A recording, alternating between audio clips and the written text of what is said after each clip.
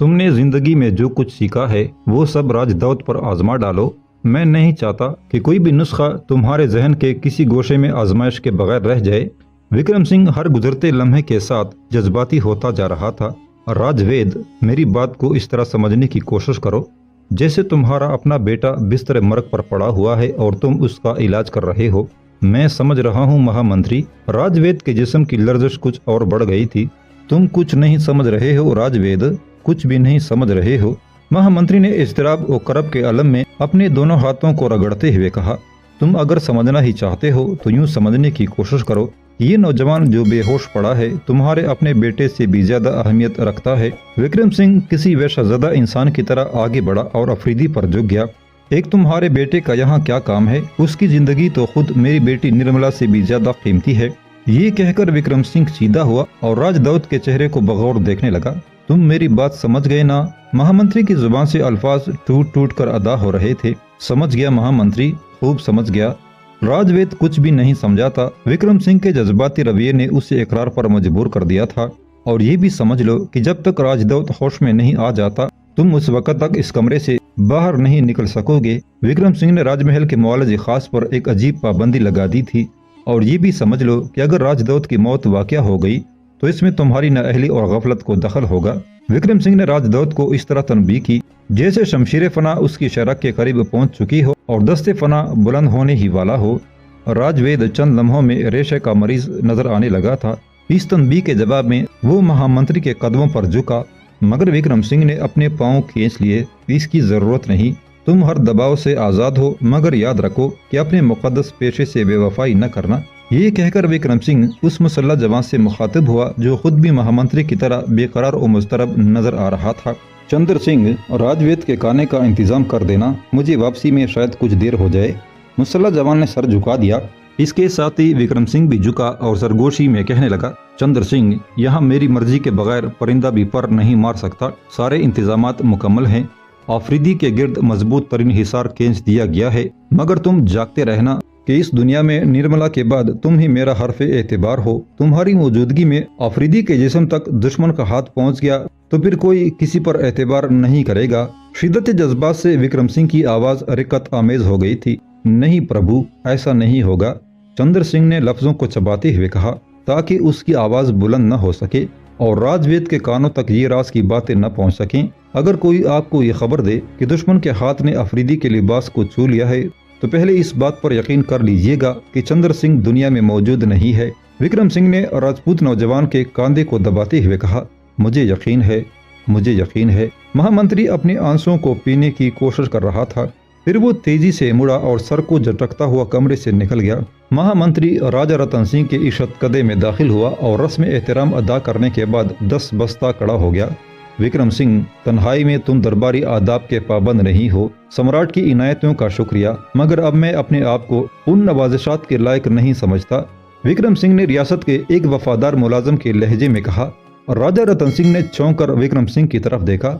مہا منتری کے علاوہ تم میرے بزرگ بھی ہو، میں تمہارا بہت احترام کرتا ہوں۔ جس رشتے کے سبب آپ میرا احترام کرتے ہیں، آج اسی رشتے کو مہارانی نے بڑی بے رحمی کے ساتھ توڑ دیا۔ وکرم سنگھ نے اس ناخوشگوار واقعہ کی تفصیل بتاتے ہوئے کہا جو کچھ دیر پہلے رونما ہوا تھا۔ یہ کیسے ممکن ہوا؟ راجہ رتن سنگھ جوش وحشت میں کھڑا ہو گیا تھا اور اس کے قدم لرز رہے تھے۔ ہم سوچ بھی نہیں سکتے تھے کہ تم ایسے گراں وقت میں ہمارا ساتھ چھوڑ جاؤ گے۔ راجہ رتن سنگھ مایوس انسانوں کے لہجے میں گفتگو کر رہا تھا۔ ابھی وکرم سنگھ راجپوت سمراٹ کے اس جذباتی سوال کا جواب دینے نہیں پایا تھا کہ غضبناک پدمنی رتن سنگھ کے کمرے میں داخل ہوئی۔ اس کے داخلے کا انداز بہت خوفناک تھا، مگر وکرم سنگھ پر نظر پڑتی ہی وہ جھجک سی گئی۔ پھر بھی غصے کی وہی کیفیت تھی اور چہرے پر ایک آگ سی روشن تھی۔ مہارانی، اب غیظ و غضب کے اس مظاہرے کی ضرورت باقی نہیں رہی۔ میں گناہگار وکرم سنگھ اپنے عہدے سے استعفیٰ پیش کرتا ہوں۔ مجھے یقین ہے کہ آنے والا مہا منتری بہتر انداز میں ریاستی چتوڑ کی خدمت سر انجام دے سکے گا۔ وکرم سنگھ کے الفاظ شائستہ تھے، مگر ان میں بے پناہ تلخی پوشیدہ تھی۔ رانی پدمنی کچھ دیر کے لیے ساکت کھڑی رہی، پھر اپنے غصے پر قابو پاتے ہوئے کہنے لگی، میں مہا منتری کی خدمات سے انکار نہیں کرتی، مگر راج دعوت کی حمایت میری عقل سے بالا تر ہے۔ اس سے پہلے کہ وکرم سنگھ کوئی جواب دیتا، رتن سنگھ درمیان میں بول اٹھا، महारानी, तुम रियासत के इंतहाई वफादार शख्स पर इल्ज़ाम तराशी कर रही हो। इनका अली आमर अफरीदी से कोई रिश्ता नहीं, मगर सियासत में एक राजदौत की अहमियत होती है, और वो भी अलाउद्दीन खिलजी जैसे शेर का सफ़ीर, उसे किसी तौर भी कत्ल नहीं किया जा सकता। अफरीदी के साथ अब तक जो कुछ होता रहा वो सियासी कवानीन के सरीहन खिलाफ वर्जी थी। तुमने राजदौत के जिस्म को तशद्दुद का निशाना बनाया और तवजीह पेश की कि वो तुम्हारी शान में गुस्ताखी का मर्तकिब हुआ था। हालांकि उसने शदीद मजबूरी की हालत में तुम्हारे इसरार पर सुल्तान का खत सर दरबार पड़ा। ये उसका जाती जुर्म नहीं था, फिर भी तुमने उसे सजा दी। अब चाहती हो कि राजदौत का सर काट कर तुम्हारे कदमों में डाल दिया जाए। हम तुम्हारी खातर ये भी गवारा कर लेते, मगर अफरीदी का सर अलाउद्दीन खिलजी का सर है, और वो सरे पुरगरूर अभी हमारी पहुंच से बहुत दूर है। अगर देवताओं का करम इसी तरह जारी रहा तो एक दिन हम तुम्हारी इस ख्वाहिश की तकमील भी कर देंगे। राजा रतन सिंह पद्मनी की फितरी कमजोरियों से वाकिफ था। वो खुशामद पसंद थी, इसलिए रतन सिंह ने भी अपने लहजे को कई पर्दों में छुपा लिया था। राजपूत सम्राट गरूर हुस्न की देवी को भी राम करना चाहता था और महामंत्री विक्रम सिंह को भी उसके खौल में वापस लाना चाहता था। रानी पद्मनी ने बड़े गौर से शोहर का एक एक लफ्ज सुना और फिर निहायत संजीदा लहजे में राजा रतन सिंह से मुखातब हुई, क्या राजदौत की जिंदगी हमें उसकी सफाकियों से बचा सकती है? पद्मनी ने सवाल किया और फिर किसी ताखीर के बगैर खुद ही जवाब देने लगी। इस बदनीयत और हवसकार इंसान को किसी तरह भी अखलाक और तहजीब का सबक नहीं सिखाया जा सकता। आपके और महामंत्री के बकौल अगर सुल्तान एक दरिंदा है तो उसके लिए दोनों हालतें यकसां हैं, राजदौत जिंदा रहे या कत्ल कर दिया जाए। महारानी, आपकी ये सोच ज्यादा हकीकत पसंदाना नहीं है। रतन सिंह ने नरम लहजे में अपनी खुदसर बीवी को समझाते हुए कहा, सियासत में कोई चाल आखिरी चाल नहीं होती। मफरूजात पर यकीन कर लेना दानिशमंदों का तरीका नहीं है। इंसानों से ज्यादा दरिंदों को अपनी अना अजीज होती है। अगर राजदौत को कत्ल कर दिया गया तो सुल्तान के इरादे कुछ और जुनून खेज हो जाएंगे। महामंत्री को चित्तौड़ के मुस्तकबिल के बारे में सोचने दो। अभी तो आकाश पर गटा उठी है, बरसी नहीं है। अभी खून रंग पानी के रेलों से बचा जा सकता है। विक्रम सिंह यकीनन आफतों के सैलाब के मुकाबल कोई मजबूत बंद बांधने की कोशिशों में मसरूफ होंगे और तुम उन्हें उनके ओहदे से बरतरफ कर देना चाहती हो। राजा रतन सिंह नशे में होने के बावजूद बड़े होश की बातें कर रहा था। रानी पद्मनी शर्मसार सी नजर आने लगी। मुझे बहुत अफसोस है कि मैंने अपने मोहतरम चचा की शान में नामुनासिब अल्फाज अदा किए, मगर कौन जाने कि मैं किस आग में जल रही हूँ। ये कहते कहते पद्मनी की आंखों में आंसू छलकने लगे थे। विक्रम सिंह अपने बाई की निशानी को मगवम देकर खुद भी अफसरदा हो गया। महारानी, मुझे खूब अंदाजा है कि एक हर्फ गरम सुनकर कोई गैरतमंद औरत किस तरह सुलग उठी है, लेकिन गर्दश वक्त को क्या कहूँ जिसने मेरे और आपके रास्ते जुदा कर दिए हैं। रानी पद्मनी ने कुछ अजीब सी निगाहों से विक्रम सिंह की तरफ देखा और खड़ी हो गई। मैं अपनी बदकलामी के लिए माफी की ख्वासगार हूँ। आप इस्तीफा न दें, मगर सुल्तान से मेरी भी आबरूई का इंतकाम जरूर लें। एक बुजुर्ग की हैसियत से आप पर यह इंतकाम कर्ज है। अगर अलाउद्दीन खिलजी तक आपके हाथ न पहुंच सके तो फिर उसके सफीर को मेरे हवाले कर दीजिएगा। ये कहकर रानी पद्मनी इस तरह कमरे से निकल गई जैसे शोलों के जखीरे से कोई चिंगारी जुदा हुई हो, कुछ देर फिजा में लहराई हो और फिर अचानक बुझ गई हो। विक्रम सिंह हैरत से रानी पद्मनी को जाते हुए देखता रहा। क्या सोच रहे हो विक्रम सिंह? महामंत्री को अपने ख्यालात में गर्क पाकर राजा रतन सिंह ने उसे आवाज दी। अब तो तुम्हें अपनी भतीजी से कोई शिकायत नहीं है। शायद सम्राट ने महारानी के लहजे पर गौर नहीं किया। वही जिद है, वही सरकशी है। मैं इन हालात में यकसुई से काम नहीं कर सकता। विक्रम सिंह बहुत ज्यादा संजीदा नजर आ रहा था। आपके हक में यही बेहतर है कि मुझे सबकदोश कर दिया जाए। नहीं विक्रम सिंह, हम अपने दिमाग खोना नहीं चाहते। राजा रतन सिंह बदहवास नजर आने लगा। तो फिर कुछ दिन के लिए अपने दिल को खो दीजिए। विक्रम सिंह ने बर्जस्ता जवाब दिया। हम तुम्हारा मतलब नहीं समझे। राजा रतन सिंह ने चौंक कर कहा, जब तक अलाउद्दीन खिलजी के इरादे अमली शक्ल अख्तियार नहीं कर लेते उस वक्त तक रानी पद्मनी और महाराज रामदेव को सियासत से दूर रखिए। विक्रम सिंह ने बड़ी बेबाकी से अपने ख्यालात का इजहार कर दिया था। खसूसन रामदेव को उसके तबाहशुदा आश्रम में मैसूर कर दीजिए। उसका रानी पद्मनी से मिलना आपके इख्तिदार के लिए इंतहाई खतरनाक है। हमें तुम्हारी ये शर्त मंजूर है। राजा रतन सिंह ने कुछ देर की कशमकश के बाद हथियार डाल दिए। सम्राट की दूर अंदेशी को सलाम। देवता चित्तौड़ की निगहबानी करें। विक्रम सिंह ने अपनी जिंदगी में पहली बार खुला हुआ झूठ बोला और रुखसत की इजाजत तलब की। राजदौत का क्या हाल है? राजा रतन सिंह ने सुकून का सांस लेते हुए पूछा। मैं उसे बेहोश छोड़कर आया था। राजवेद उसकी मुसलसल निगरानी कर रहे हैं। उन्हें अफरीदी की सेहत के बारे में शक है। विक्रम सिंह का लहजा गैर इरादी तौर पर बुझा बुझा सा था। क्या हम उसे एक नजर देख सकते हैं? राजा रतन सिंह ने घबरा कर पूछा। आपको इससे कोई फायदा नहीं होगा, विक्रम सिंह ने बेझिझक होकर कहा।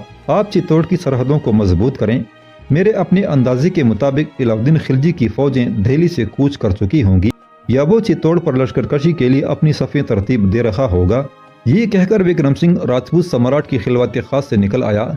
वो बहुत जल्दी में था। उसने पलटकर ये भी नहीं देखा कि सुल्तान के इम्कानी हमले का जिक्र सुनकर रतन सिंह के चेहरे पर किस किस्म के तासुरात उभर आए थे। फिर जब वो तकरीबन भागता हुआ अपने मखसूस तहखाने में पहुंचा तो एक अलम अंगेज खबर उसके मुंतजर थी।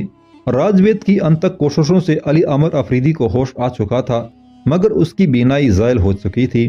तुम्हें यकीन है कि राजदौत की आंखें हमेशा के लिए बुझ गईं? आहनी आसाब रखने वाले विक्रम सिंह की आवाज लरज रही थी। मेरा आयुर्वेदिक ज्ञान तो यही कहता है कि अब राजदौत इस दिलकश दुनिया के किसी मंजर को अपनी आंखों से नहीं देख सकेगा। राजवेद का लहजा सपाट था। उसे एक खूबसूरत नौजवान के आलम शबाब में अंधा हो जाने का कोई दुख नहीं था। विक्रम सिंह अंदर ही अंदर सुलग रहा था।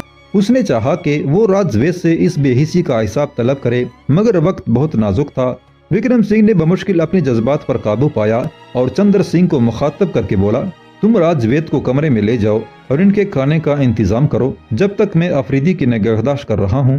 चंद्र सिंह राजवेद को दूसरे कमरे में ले गया जहाँ संगमरमर के फर्श पर लजीज खाने रखे हुए थे। राजवेद ने झिझकते हुए हाथ बढ़ाया और फिर अपने शिकम की आग बुझाने लगा। इस दौरान विक्रम सिंह अफरीदी के चेहरे पर झुका हुआ बहुत आहिस्ता से उसे पुकार रहा था। आंखें खोलो मेरे बेटे। महामंत्री के कई बार आवाज देने के बाद अली आमर अफरीदी की पलकों को जुम्बुश हुई। शाही सफीर ने आहिस्ता आहिस्ता आंखें खोली। बज़ाहिर उसकी आंखों में किसी चोट का निशान नुमाया नहीं था। विक्रम सिंह को राजवेद के बयान पर शक होने लगा। महामंत्री ने बेकार होकर अली आमर को मुखातब किया, अफरीदी तुमने मुझे पहचाना?